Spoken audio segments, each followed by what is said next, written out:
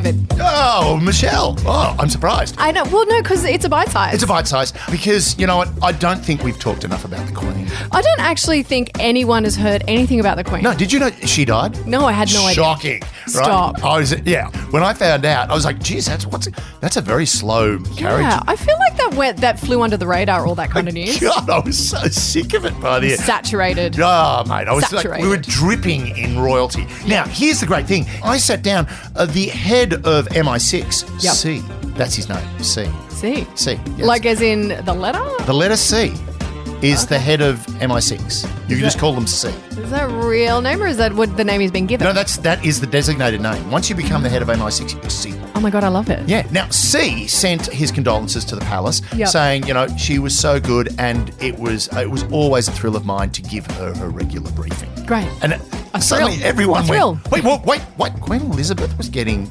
briefings from the intelligence services. Look, I would imagine she would.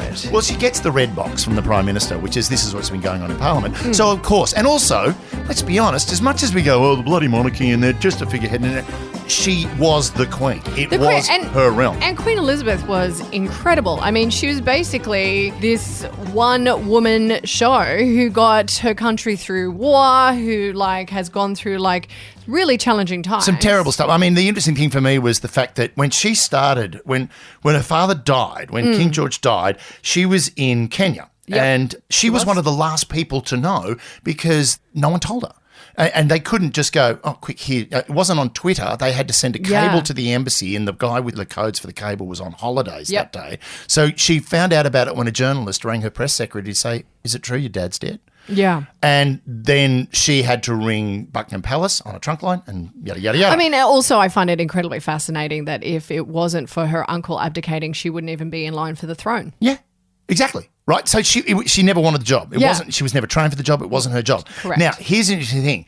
The two Liz's, two of the longest serving monarchs, Elizabeth II and, of course, Elizabeth I, as played beautifully by Kate Blanchett. I love Kate God damn, she's good. She's so good. She is the best. She's amazing. I'd love to act with her, but I don't think she'd lower herself. She wouldn't lower her standards, despite my amazing mind. I remember when I auditioned for NIDA, I auditioned in front of her. Oh, my God. That She was must on the have been panel. so But intense. that was when she was at NIDA. Yeah. So she was young because I'm old.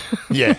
But she was... No, when I say yeah, I'm going, yes, that's an interesting story, not yes, you're old. You're not old, you're very young. Well, because I saw her at the Seagull and in the Seagull, Anton Chekhov's The Seagull at Belvoir Street. She was amazing. Oh, she's brilliant. This was before she even became famous. Anyway, digress. Right, so what's really interesting about the two Elizabeths, not just the length of their reign, how involved in the intelligence community they were. Right. Right, now, here's the thing. Queen Elizabeth II, our Liz, she is the only monarch to have James Bond working for her. Oh, yeah. Right? Because James Bond started in the 50s. Yep.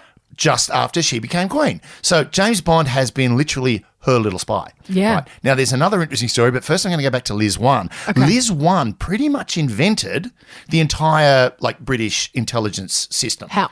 Well, essentially, it was a very pretty divided realm at the time. Yeah. I mean, Henry had died and then her brother had taken over. Again, another person that was not meant to be the queen. Liz I was not meant to be queen. She was meant to be married off to a Spanish prince or something, and she's gone. They're always meant to be married off to a Spanish prince. Or a French prince, or any prince, just a whole, or a Dutch prince, right? So a whole thing was she wound up in the job, she didn't want it. Now, a lot of people wanted her dead, including her sister Mary, Queen of Scots. Yeah. Right? Because she was a Catholic, Mary was a Catholic, and of course Elizabeth was a Protestant. So there was all of this schism in the church and all that sort of Yeah, stuff. and interesting side note, it wasn't until the funeral that I realised how aligned the monarchy is to Christianity. Oh. I was like, holy fuck. Yeah, well, she is the head of the church. No, protector absolutely. of the faith. Yes, well, absolutely. But you don't realise it until it's right in front of you and you're Boom. like, shit. Now, because so many people wanted to kill Elizabeth, including Mary, right, one of her aides, Sir Francis Walsingham, basically became her spy master and set up a network of watchers. Now, these watchers, some of them would go overseas and go on fine adventures. Like Rolex watches? Yeah, no, like surveillance. Oh, watchers. Basically, watchers, not watchers. Yes, they were all Taghowers. They all wrapped themselves around wrists and ticked. What? Right. No. So Walsingham set up this network of watchers, right? And here's the interesting thing. Nobody needed to be vetted. You just got the job. Right. Which okay. was, there were some really, really effective people in there. And then there were some complete idiots that were either drunks that were looking for extra cash because you got paid quite well, or they were people that were hell-bent on revenge for other people that had slighted them. Yep. Now, the interesting thing was one of these watchers uncovered a plot by some people in London because they just walk around and listen. That was their job, was just to listen to people as they spoke. He was sitting in a tavern. There were two gentlemen talking about how we'll kill Elizabeth and then bring Mary back from Scotland and she'll take over the throne. And basically, this watcher then went and told Walsingham. Walsingham then went and arrested them, and that led to Mary, Queen of Scots, being arrested and I think beheaded. They love a beheading. Oh, mate! Oh, one of my ancestors was beheaded with Anne Boleyn. Dirty Really? little dog. Oh yeah, yeah. We're terrible people. So anyway, Was that to shut him up? it was to shut him up. He won't stop shut him up. talking. Can I behead you? No, you can't. Not until unless it's a royal decree. Now, he also had a group of cipher clerks, guys that would work on not only creating codes but breaking codes from other countries. And he was mad big on torture.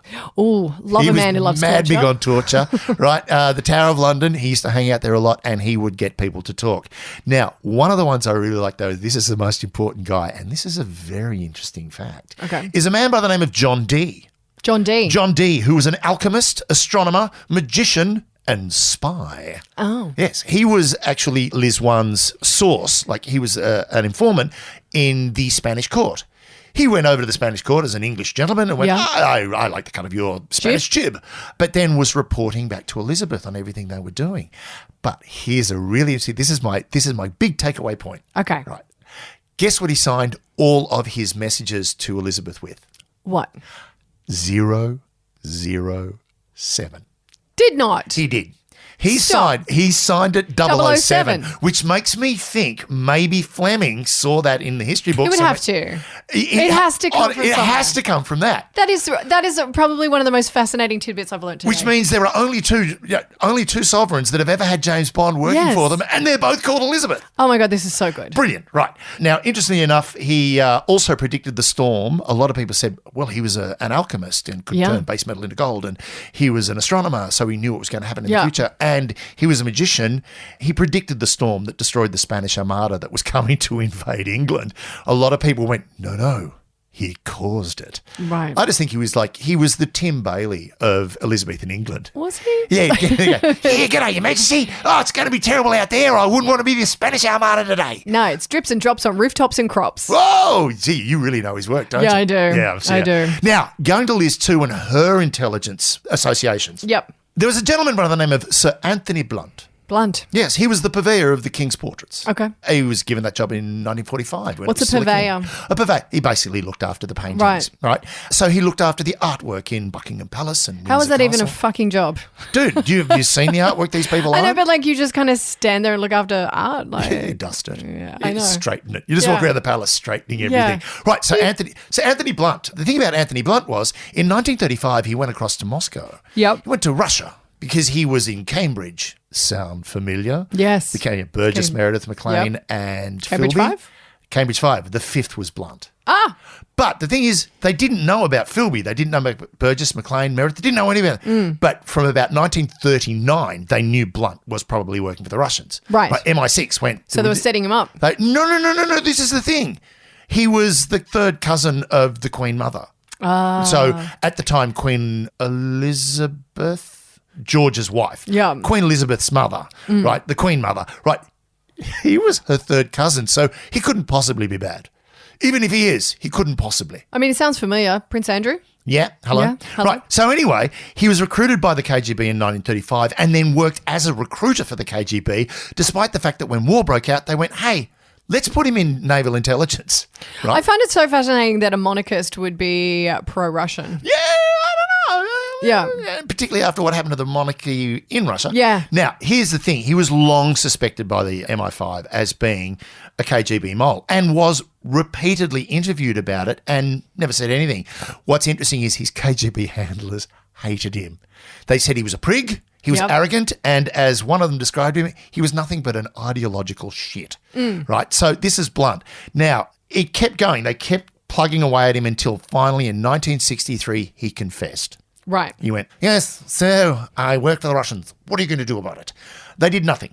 He even kept his job at the palace. Right. Now, so they didn't even kick him out of Buckingham Palace, where there was briefings from MI6 regularly going to the Queen. Now, of course, they would have siloed him off from that. Of course. Yes, just keep straightening the paintings. Yes. Oh, by the way, I love this. Purvey. Do more purveying. Yeah, go away and purvey. Stop looking at my intelligence records. Here's the thing I really, really like. His code name, so Anthony Blunt. Guess what his code name was? Don't know. Tony. What? Do you think a man who's landed aristocracy whose name is Anthony would appreciate being called Tony? Oh, yeah. Right. So he confessed in 63, but he still kept his position in the royal household until 1975. That's so weird. When a young firebrand politician by the name of Maggie Thatcher, who did not like the fact that there was a KGB. Now, of course, she's not going to like that. So she got up in Parliament and outed him. Oh. Right. Now, the fascinating thing about this is, right, Liz had been so exposed to all this intelligence, but again, at no point did she even flinch or blink at the fact that I've got a KGB spy in the building, which I think also is testament to her ability to handle intelligence. Because the funny thing about Blunt is the further he got into the palace, the less he gave them. He basically became a recruiter. That was all he could do is go, you might want to try that guy over there. He might be worth having a tug at. And generally, because MI6 was so on top of him, that he was pretty much moribund force. Yep. But I just love the fact that they kept him there to make sure the paintings were clean. Yes, purvey. So there you go. Two Liz's, very heavily involved in intelligence. I love it. But, Liz 1, the fact that she had a spy called 007. I'm here for it. Yeah, totally. And Liz 2. Anyway, long live the king. Okay.